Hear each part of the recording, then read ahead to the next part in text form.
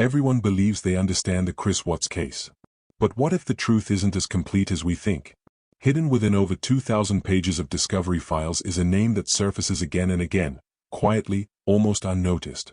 A person who was never officially interrogated, never recorded on camera, and whose timeline during that crucial week raises more questions than answers. Her name is Nichole.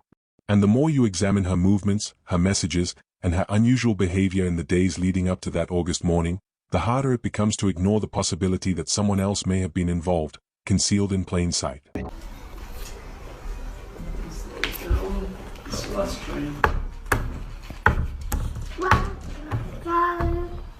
As we remember Shanann, her beautiful daughters, and her unborn son, Nichole, we pray for their eternal rest.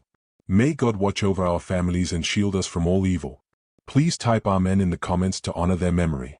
And to everyone watching, take a moment to tell us where you're tuning in from. Let us know you remember them.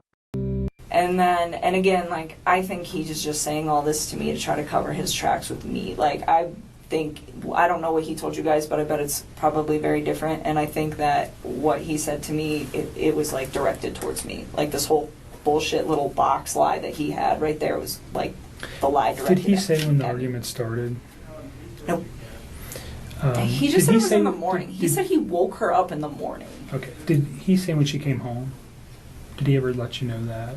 I think I want to say he said around like 2, but I don't know. Okay. And then he woke her for what purpose?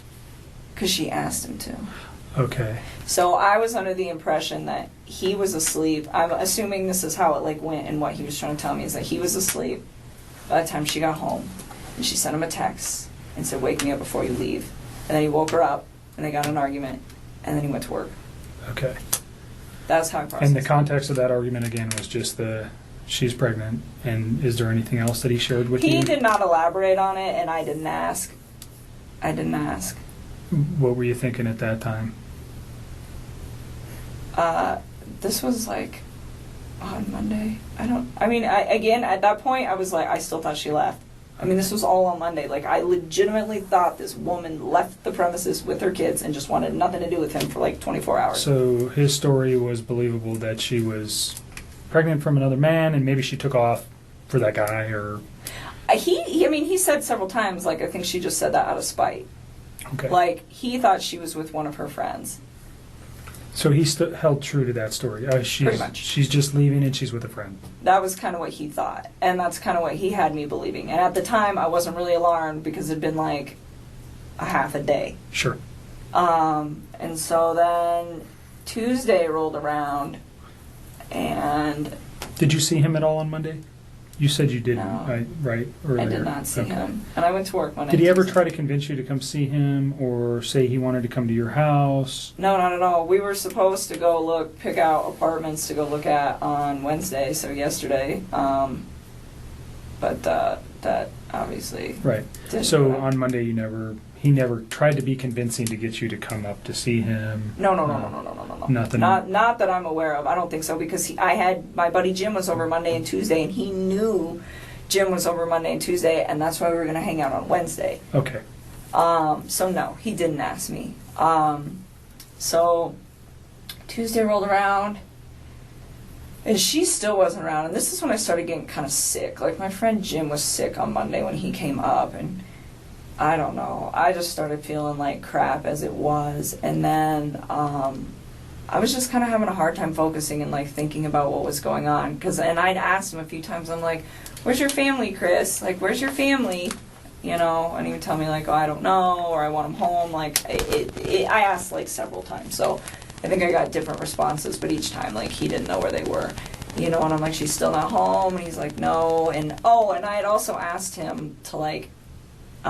He said he had a friend, Dave, that was a cop, which I also find convenient that there's another Dave working this case who's a cop. But I was like, well, if Dave's off, why don't you just have him like post up outside your house too and see if she shows up?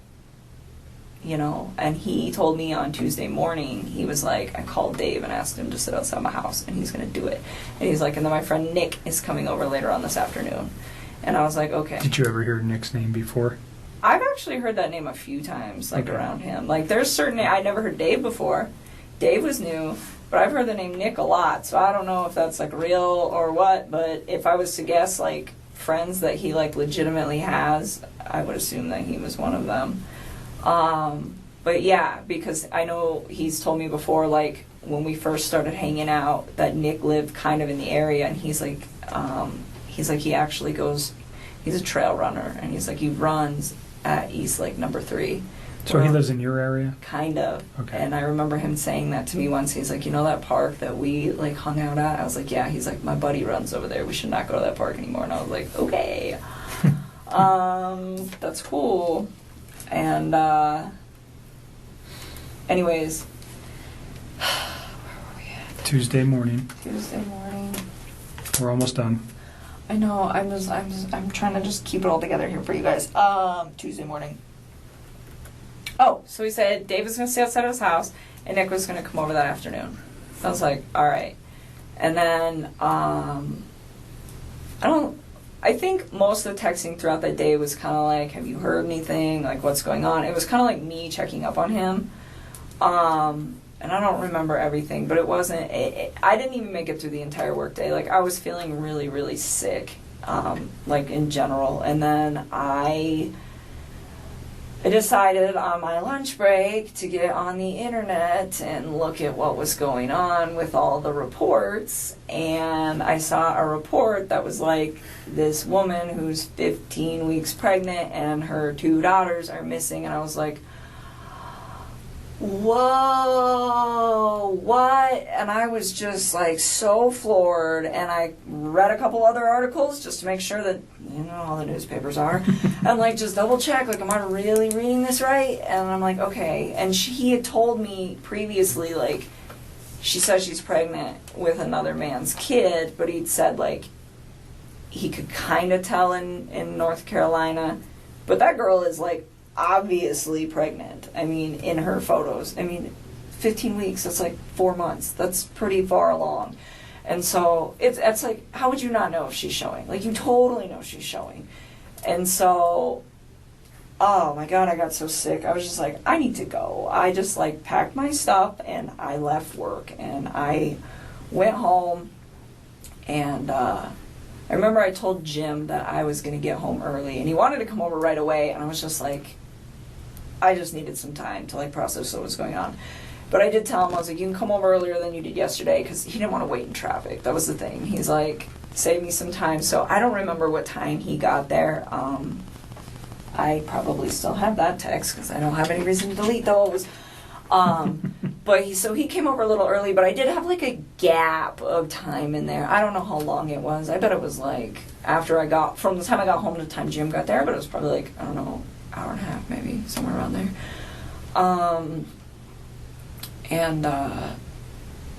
I remember talking to Chris during this time, and it was, like, all text. I did not talk to him on the phone at all on Tuesday.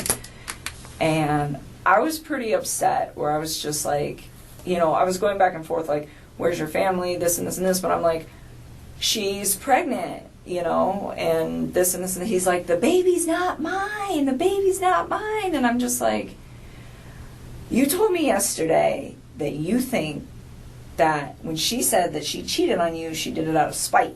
And he was like, yeah. And I'm like, so then it's your kid. And he kept denying it. And then, like, he started, like, kind of worrying about us. He'd just be like, well, does this ruin everything with us, this and this and this? And I'm like, no. I'm like just trying to, like, his situation is so much more important right now than, like, our situation. But his main concern is you and him.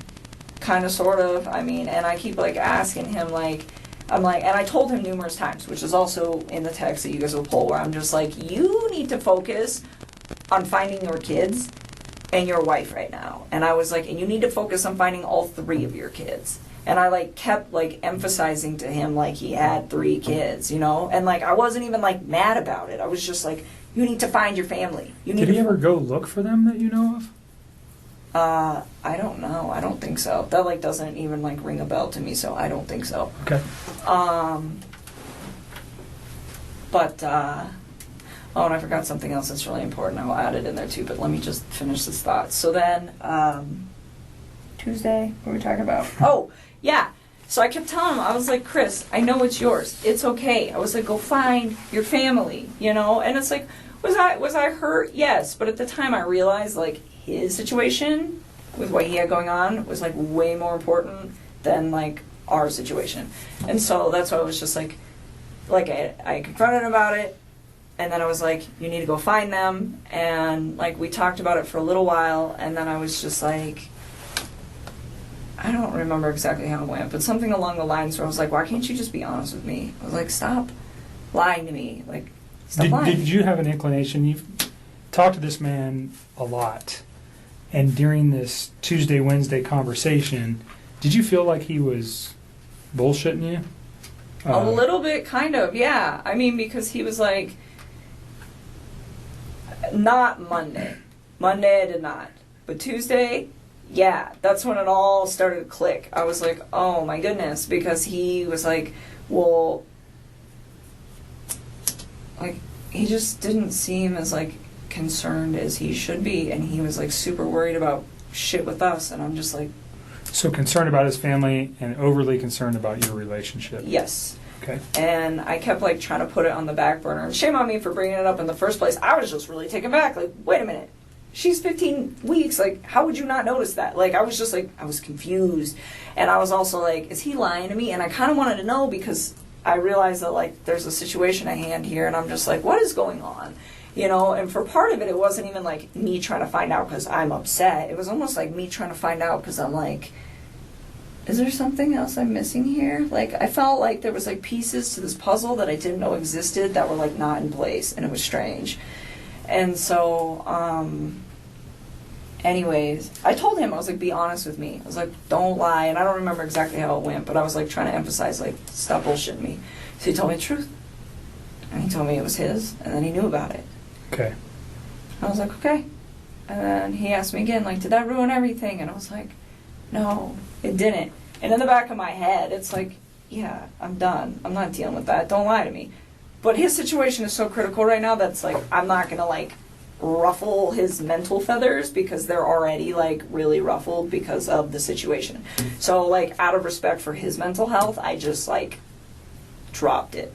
And I just kept telling him, like, we're okay, we're okay, we're okay. But how many times do you think he asked you during these phone calls?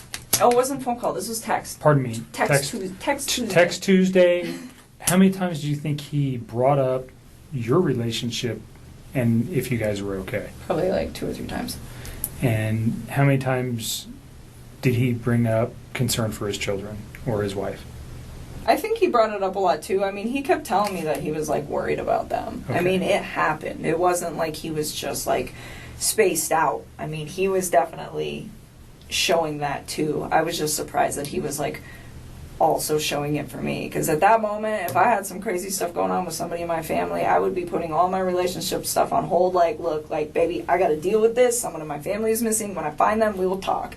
And that would just be it. But that's just me. I mean, that's how I would address the situation. And that's kind of how I've been like gauging how I handled Monday, Tuesday, and Wednesday, is like, what would I have done? Sure. You know, and kind of like, that's why like I didn't contact you guys on Monday, because I probably wouldn't have done that for one of my friends. And not that I'm cold-hearted, it's just like, it just, that's just not how me and my friends work. So it didn't, you know. So there's extenuating circumstances that you wouldn't have known that caused her friends to be concerned. Mm-hmm. Just so you know. There's nothing wrong with you for not going, oh, something's wrong, and calling the police. The people that provided the information to the police initially had way more information about her than you do. So that's why they came forward. So I can see it, I can feel a little reservation that you're like, why didn't I do something? You didn't know enough. I think a normal person on Monday, a reasonable person, is just going, shit, this woman's, whacked out relationship with her husband. She's got 2 kids. Now she's pregnant. She just takes off. So don't blame yourself for not making a phone call to the law enforcement or going to the police. You didn't know anything. So I'm just trying to help you get past that. Don't worry about it. Okay. It's not the people that came to us had way more info than you did regarding what was happening with her life. Okay. Okay. So don't beat yourself up over that. Please don't. Okay. And then so Tuesday after that conversation, I told him, I told him to delete his text because I knew he was like going crazy texting me, and I didn't want any of his friends to see him texting me because I don't think they knew about me. It had nothing to do with you guys. It was just like, and you'll see him, The secrecy of your relationship. Pretty much. And I just like feel like he was like texting me so much openly, and he had friends there that I was like, I didn't want them to see that. And so I was like trying to get him to slow down. And then I told him too, like,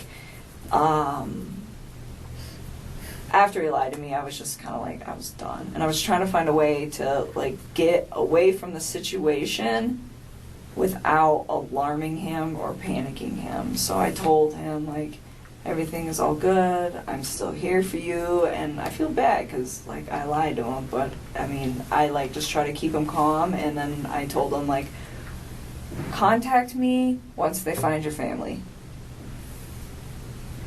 And then we'll talk. That was Tuesday? That was Tuesday. Okay.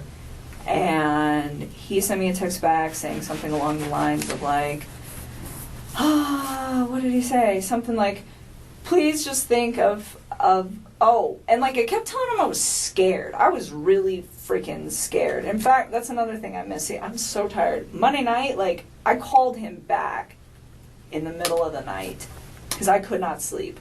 I could not sleep at all. And I remember when I called him, he sounded like he was sleeping. And I was like, how the hell can you sleep right now? That's exactly what I said to him.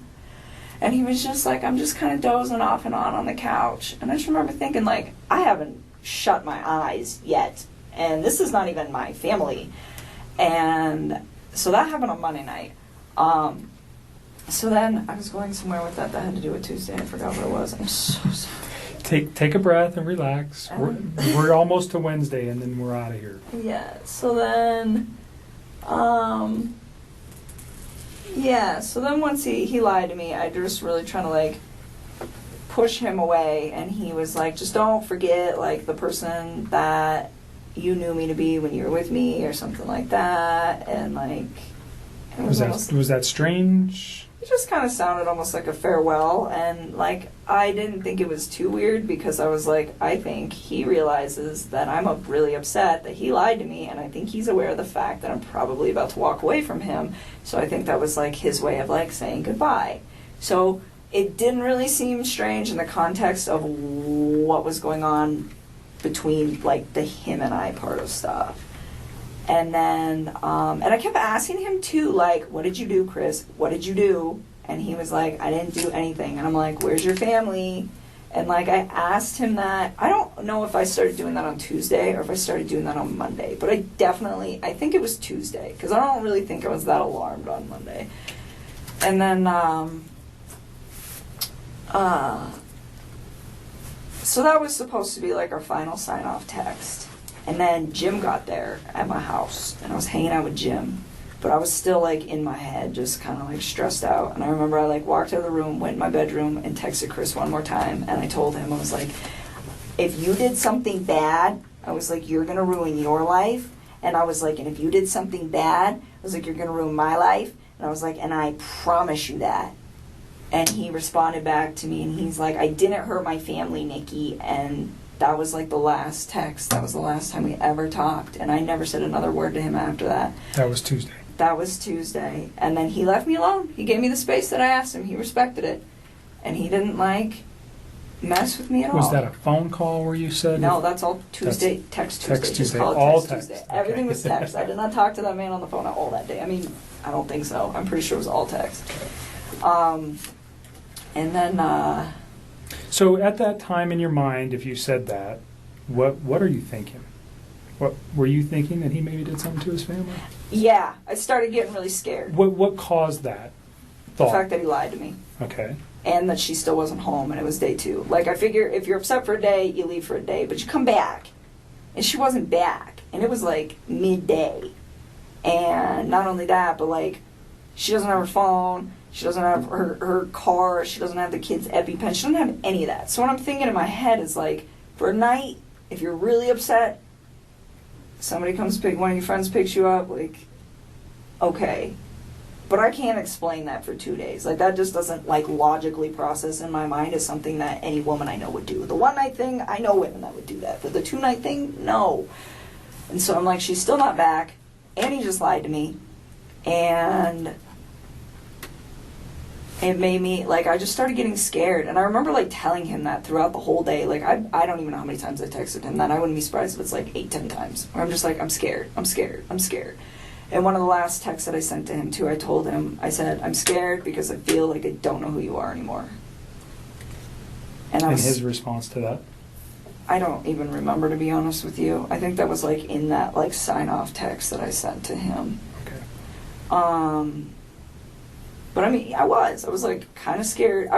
What I was really scared for was scared for his family's well-being, because it's like, I don't know where these people are at this point, and it's scary. I mean, it's scary that she's gone, but it's even more scary to me that these little girls are gone. Like, that was the part that really freaked me out. Like, if it was just her, I'd be like, well, maybe she took off with somebody, maybe she didn't. I mean, I don't know, because she's a grown woman and she can make those choices. Was some of the scared, was there fear in you that people were going to find out about your relationship too? No, I didn't even care about that at that point. I was just, okay. like, scared, like, of the situation. It was, like, getting escalated, and it was freaking me out. And he was just, like, not...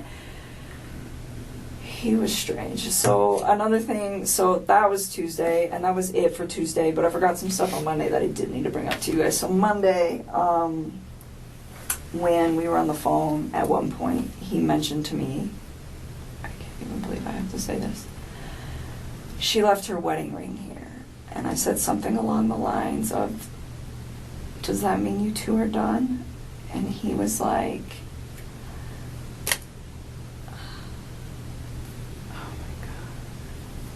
he said, how much do you think it's worth? And I was like, remember hearing him say that and being like, what the fuck?